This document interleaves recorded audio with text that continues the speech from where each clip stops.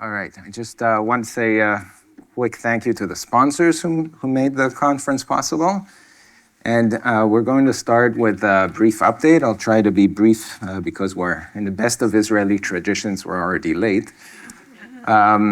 So it's been a couple of years since the previous update, and these have been, as we keep on saying, crazy years, and the war period impacted, of course, everyone in the center, and there were people who were on miluim and evacuated from their homes. But despite all of this, it was amazing to see how resilient the teams were and how relatively quickly we got back to doing autism research. And the focus on science is an escape from everyday life. And we kept on saying that we should continue talking about meaningless research. So I'm going to give you just a couple of anecdotes. I wanted to start by mentioning this paper that came out last year, which was actually a collaboration also with Dorit Shmueli from Clalit and with Rafi and Bella from the Ministry of Science, Ministry of Health, and Michael Zatz and Ronit Shusel from Alut, where I think we had a unique opportunity to combine data from the National Institute, the Insurance Institute, Bituach Leumi, and Clalit, which are the two main, Clalit is the largest HMO in Israel, of course, and these two entities have an amazing amount of information about autism prevalence, right? And unlike prevalence estimates that you might all be familiar with from the US that are given by the CDC and the National Autism Monitoring Network in the United States, where they sampled a small number of communities to determine autism prevalence. In Israel, we actually know the prevalence of the entire country. And you can see the dramatic increase that's been happening. This is between 2017 and 2021. The numbers are doubling. And what's even more frightening is that the numbers of young children are quadrupling, which means that autism is being diagnosed earlier. With all the consequences for services and planning and thinking about how to best intervene and how to support this community. And you can see that if you look at the top two, I have a pointer here. These two lines, the dotted lines here, represent children who are between the age of 4 and 6. You can see that we're reaching close to 2%. And if you think about the population of Israel, we're 10 million people. This means that in 20, 30 years, we're talking about at least 200,000 autistic individuals in the country. And so how is anyone going to deal with that? Okay, for those of you who are less familiar with the center, I just wanted to tell you briefly that the center was created in this kind of grassroots effort. We started as a Negev Autism Center and won a grant to create a national center in 2018 from the Ministry of Science and Technology, and then received a large grant from Israeli 3-4 years ago. The grant from Israeli really enabled us to create a whole management structure, and so we're 4 faculty members on the steering committee who work with David Svida, who is the CEO, and Michal Ilan, who's in charge of clinical and research activities. And this year we said a sad farewell to Chava Golan, who was one of the founders of the Autism Center. Chava lives in Oraner, which is one of also the kibbutzim which are close to Gaza, evacuated from her home for many months, and is also retiring from BGU. And fortunately for us, and luckily we were ecstatic about recruiting Tamar Kolodny, who is a new faculty member in the psychology department, who's taken Chava's place. Tamar does a lot of research about sensory function in autism in relationship to ADHD, and I'm sure you'll hear about her research in the time to come.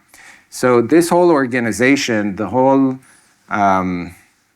goal of the organization is to work with clinicians. And this is really a research clinical partnership with these 10 sites throughout Israel.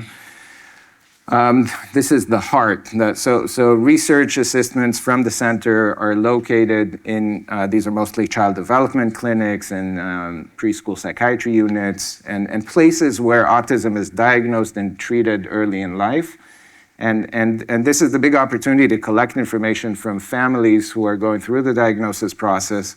And just a great opportunity also to say thank you to Ditza and Omer and Yair and Analia and Gal and Judah, Michal, Dorit, and Adi for being partners in this endeavor.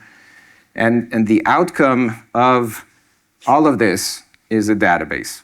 So the ultimate goal of the center, the pillar of the center, is to create a database with as much information about autistic children and their family members in Israel as possible. We are now up to about 4,200 kids. We have data about 4,200 kids. The entry ticket to the database is going through an ADOS assessment. Many of the children have completed other assessments and parent questionnaires and also follow-up, so many of the kids return annually for additional assessments. You can see that about 1,000 of the almost 1,000 families now have undergone whole exome sequencing. There's eye tracking data and additional things here. One of the really important things that we've done is installed camera systems in all the behavioral assessment rooms. So we have, I think, one of the largest video repository in the world of autistic children as they go through diagnosis and follow-up periods. And there's also this great utility to work with existing data from the HMOs so we can connect the kids' data to their medical history, look at pregnancy and birth records and things like that, which are a big advantage in the Israeli healthcare system. All of that is great. And then there's the challenge of opening up this data for everyone to use. The point is not to create an autism center for BGU researchers. The point is really to create a center for the entire country. And this is a struggle that's taken us probably 4 or 5 years to bring to fruition, and we're almost there. We just, if you look at the date here, this is early this February, received approval from the Ministry of Health, from the Chief Helsinki Committee in Jerusalem, which is kind of an ivory tower that nobody can access. We received approval to turn the data set into a biobank, an open database and biobank, which means that each one of you will be able to get local IRB from your university on a particular scientific question, send that IRB approval to us, and we'll be able to send you the relevant data for answering that question if it exists in the database. So right now we've been approved to share all of the questionnaire data, all the behavioral assessment data, the genetics and blood samples, which exist for about 100 kids. With a caveat that this still needs final approval from Soroka, which is something that we're addressing right now, and we need to reconsent a lot of the parents. But this means that within this year, these are all smaller hurdles to cross, and chances are that within a year all of this, or much of this, is going to be available.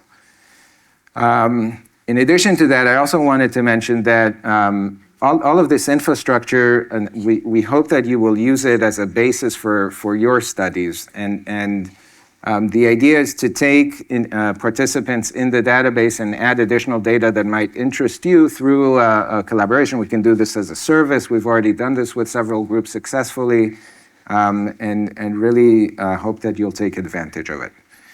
Okay, and with that, I'll end and just thank all the partners and everyone at the center. And we'll move over to Professor Carter's talk, and Dr. Gal Meiri will come and present her. Okay? Thank you, everyone.